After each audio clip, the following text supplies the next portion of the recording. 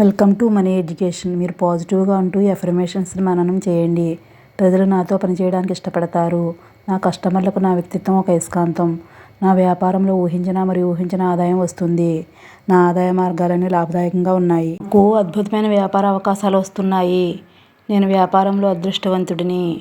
నేను విజయవంతమైన మరియు నమ్మకమైన వ్యాపారం చేసే వ్యక్తిని.